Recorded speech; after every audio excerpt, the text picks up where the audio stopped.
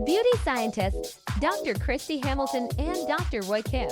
Real beauty without the hype. Another concept that moving from like the buttock all opposite end to the face, thread lifts. Dr. Kim, what are thread lifts? What is that? And can you describe what is intriguing about them? Why people might want to do that? And then we'll go into why it might be a bad idea. Yeah, the thread, it's a surgical thread, is made out of absorbable suture absorbable suture material. It's not just a regular suture. It can actually have little hooks. So under local anesthesia, you glide the actual surgical thread into where you want it to be. You pull back on it and the little hooks sort of spring back. So it actually hooks your skin underneath the skin, of course. And so you can actually place it, for example, on your cheek. And when you pull it back gently, it will pull up on your cheek. It can pull up on your jawline. People put it in their neck. You can put it in the eyebrow area. And so what it does is sort of replicating what we do with facelift surgery, but under local anesthesia and with sutures that are absorbable. It's a win-win. The problem is a couple of them. One is that you want to keep it underneath the skin. If it goes through the skin, it's called skin extrusion. Well, you have a complication. It's not going to go away. It may get infected. You have to remove it. Another issue is making sure that the actual placement of the threads are just right. You have to be very symmetric. You have to make it look artistic.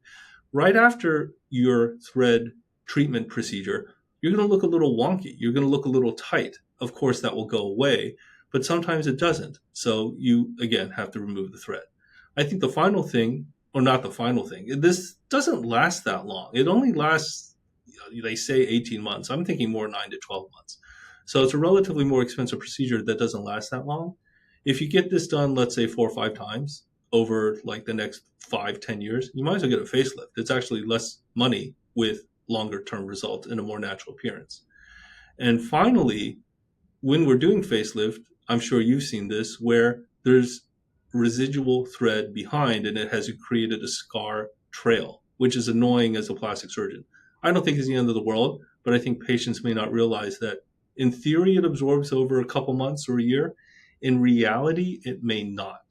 Yeah, and What do you think about it? it's unpredictable, and that's the issue. And we like plastic surgeons, we like things that are reproducible and very predictable. And so the threads, like they'll say, oh, they create collagen. Well, scar is collagen, Yeah. which is essentially what it's causing. And so what we'll see in some patients, you just don't know if it's going to be you. Is like an actual like tube or like a band of scar, and you can see it like in the brow lift or the along the cheek. And I even had a patient come in recently, it was just like 2 or 3 weeks ago, and she was like, so like, don't be mad. And I was like, why would I be mad? And she was like, I did it, because like she had this like, hole in her cheek and it was like all indented.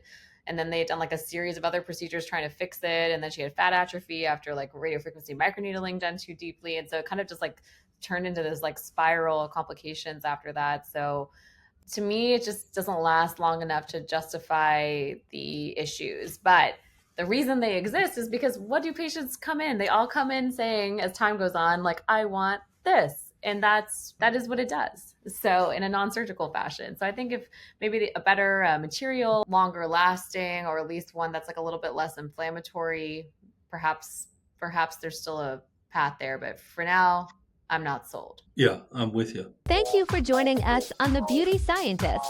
Be sure to visit thebeautyscientists.com and learn more about modern beauty and connect with Dr. Hamilton and Dr. Kim.